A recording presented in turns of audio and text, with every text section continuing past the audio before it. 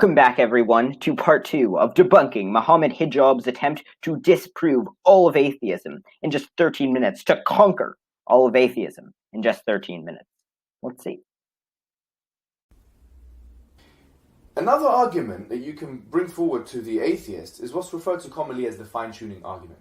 Now, before I begin, I want to define fine-tuning here as that the universe is so fine-tuned that it would allow life to exist. No, Mohammed goes on to say that an atheist cannot explain fine-tuning except by chance, and yet the odds of it being randomly fine-tuned are incredibly unlikely. However, here are 6 ways that it exists not by chance. 1. A reoccurring universe, which repeats ad infinitum with different rules, eventually resulting in life. Even if 99% of the time it doesn't have life, that 0.001% of the time when it does, it will have life.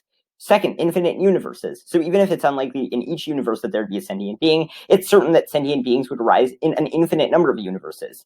3, some god other than the one that they posit could be the one fine-tuning the universe. 4, we could be the result of some computer program that tests life under certain conditions. 5, there could be some laws of physics that necessitate complex, finely tuned life that require low entropy at the start of the universe.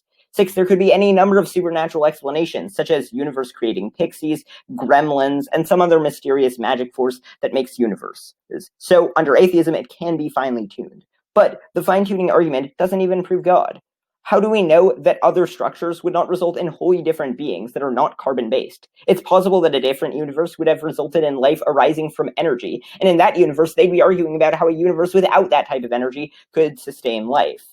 Furthermore, this is an argument from ignorance. It's irrational to say we don't know how the universe is finely tuned, therefore we'll just posit the God explanation without it being able to make testable predictions. Furthermore, complexity does not indicate a designer. Snowflakes are very complex, and yet they're not designed. And as many possible universes as could exist under atheism, God could make all those universes. So if there are 10 to the power of 150 universes that don't permit life, for every one universe that does permit life, well, God can make any of those 10 to the power of 50 universes, which means that this problem is a bigger problem for theists. Finally, the universe is not finely tuned enough to be made by a perfect fine-tuner. If the universe were finely tuned, you would expect the universe to have orderly structures.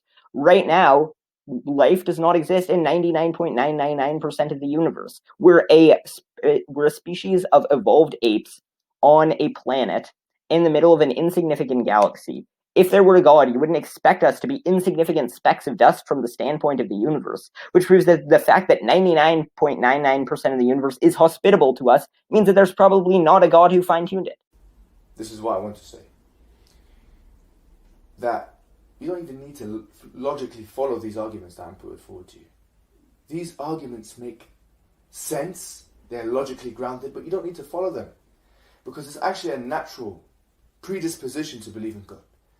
This is where the video turns anti-intellectual. It says that even if you don't follow the arguments for God, even if you don't believe in the arguments for God, just trust your gut feeling that God exists.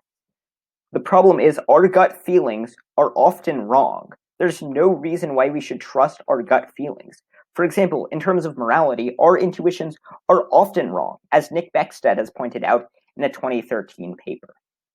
To quote something that I saw online, when you trust your gut to make your decisions, sometimes your decisions just end up being crap. So I say this. I say it's time now. It's time to stop fooling ourselves. It's time. What did you say? No, I'll say it one more time. I said it's time. Wait, so is it time? I'm still not sure. I said it's time. It's time to release yourself from the suppressive shackles of atheism that are stopping you from realizing your true potential. Once you've completely taken those shackles away from yourself and liberated yourself from atheism and released your predisposed self, that's the true self, your true self. Once you've done that, then and only then will you realize both peace and purpose in life. Nope. We can realize peace and purpose in life without a God from on high to dictate to us what our peace and purpose in life should be.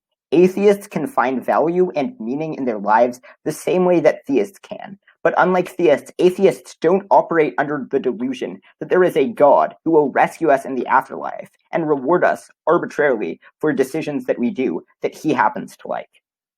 Well, we finally made it through the video. Perhaps one day atheism will be conquered by some great argument, but it won't be today, and it won't be by Mohammed Hijab. Thanks for watching, everyone, and remember to like, comment, and subscribe.